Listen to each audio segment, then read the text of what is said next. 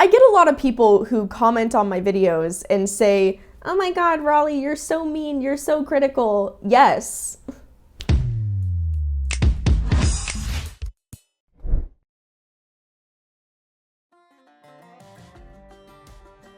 Hey bitch, and welcome back to me talking about people I motherfucking hate, bitch. Guys, massive announcement. So due to all of the recent changes with YouTube's algorithm, all of their restrictions around censorship, what you can and can't post, a lot of my videos have been starting to get heavily flagged on YouTube, so I wanted to announce that I am also going to be uploading these exact same videos on Rumble. So please make sure to support me over on Rumble. I really appreciate it because honestly, I kind of think that one day I'm not going to have a YouTube channel anymore, and the only platform that I will probably make these videos on is going to be Rumble. Obviously, I'm still going to make my Patreon videos and, YouTube membership videos, but the videos that are regularly viewed by the masses just unfortunately keep getting flagged because apparently it's wrong to speak out about animal abuse on YouTube, so okay. However, it still matters to me quite a bit, and it matters to me because I'm passionate about animal abuse and speaking out about that. So please go and subscribe to me on Rumble. That way you guys can see all my content over there. I will, again, still be posting every Tuesday and Friday is my new upload schedule, and I will still be doing that on Rumble and YouTube, so they'll be available on both. If you're already watching this on Rumble, congrats. This is my first video that I'm posting on Rumble. Also, more on Patreon and YouTube members. Just a friendly reminder, you guys, I do post horse content, like 3 to 4 videos a week, working with my horse out at the barn, whatever, on Patreon and YouTube members. It's the same on both. So make sure that if you want to watch those, you subscribe over there. All of the links for any of this are in the description down below. But as you guys know, over the last few videos, we've been analyzing specific horse behavior, and something that has been, again, further requested for me to make a video on is horse fails. A lot of people have been watching my videos lately who are not really horse people, and they've been asking me to analyze horse fail videos, what happens during them, why the horse did what they did, what happened with the rider. Now, full disclaimer, I am not hating on any of these riders. Everybody makes mistakes. Everybody does things wrong. I've made many mistakes riding horses. We grow, we learn. It's okay for people to criticize your riding. I think this is a big problem in the equestrian community, especially right now. It is okay for people to criticize your riding. It's not something for you to get upset about, defensive about, whatever. People criticize my riding, that's absolutely fine. You take criticism and you grow with it, and you become a better person, a better equestrian, a better rider with better equitation. You would never get better if somebody just sat there and patted you on the back and said, "Yeah, you're so great at riding, never get better." Then that's what we call barrel racers. So today we're gonna be analyzing a bunch of horse fail videos, and we're gonna go over what happened and why the horse did what they did, or why the rider did what they did. And 9 times out of 10, it's always gonna be the rider who's the one making the mistakes.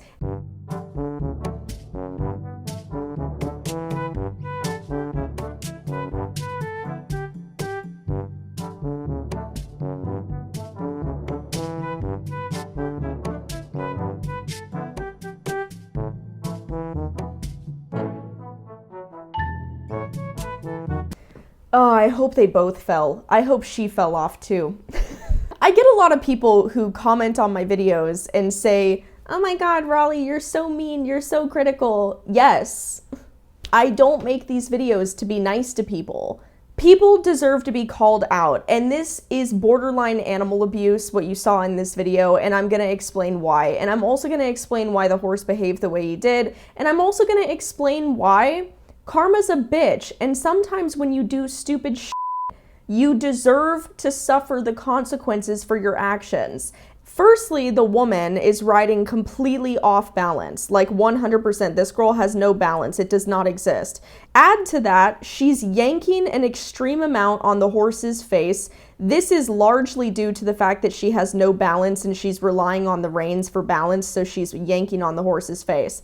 Then add to that some dumbass jumping on the rear of the horse and smashing onto the horse's kidneys. That's why the horse starts bucking. The horse is bucking because not only is there one idiot on that can't balance and can't ride, but now there's two idiots, and the second idiot, to make matters worse, is actually causing physical pain. I tell people all the time, stop letting two people ride one horse at one point in time.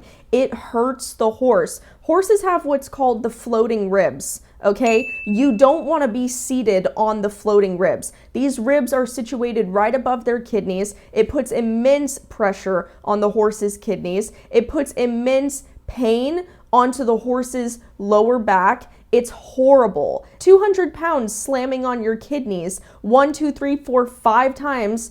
That's enough to cause problems. That's enough to hurt the horse. That's exactly why the horse started bucking and threw them both off. And you see this a lot with a lot of Western riders. And again, you know, people say I shit on Western riders a lot. Listen, I'm not trying to. I wouldn't shit on you guys as hard if you actually cared about your riding. If you actually cared about your equitation. There's plenty of Western riders that ride phenomenally well, that I follow, I'm friends with, whatever.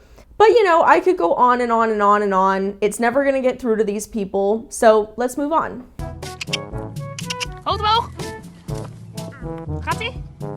Little girl is way too big to be riding a miniature horse. I'm sorry. When your legs come down to the horse's knees, girl, time to find a different horse. I don't care if it's a kid.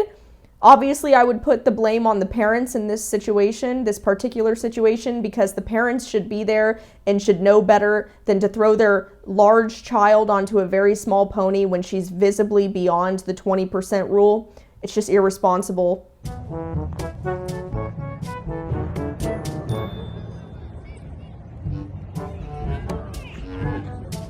Okay, so I have no idea what the rider was expecting to happen in that circumstance. You weren't counting properly. The lead up to the jump was completely wrong, and it was all over the place, and it was very obvious the horse was going to stop. A lot of horses also require, depending on the horse, a certain amount of momentum, a certain pace approaching jumps at a specific height. And it just looked like this horse was going too slow, was not wanting to jump it, had the wrong stride length. It was just a disaster, but you know, I'm glad that the rider didn't fall. It's happened to me, it's happened to all people. It sucks, but at least she didn't fall off.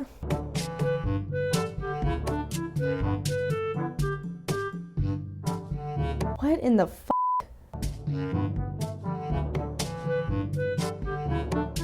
What the f*** are your stirrups doing, girl? Why are her stirrups like that? Ew! Also, why is the saddle pad so far back on the horse? Does this person not know how to put on proper tack? What? Her stirrups are so short, she's basically like a jockey, and she's trying to jump the horse, and and the horse is like, dude, you can't even put a saddle pad on me correctly. You think I'm gonna go over a jump? If you're losing your stirrups the second a horse takes a misstep, or the second that something bad happens and the horse goes a different direction or changes pace, you're not ready. You're not ready to be jumping, and you're not ready to go beyond anything above a trot, okay? Because people should figure out their balance at each gate and not go above that gate if they can't.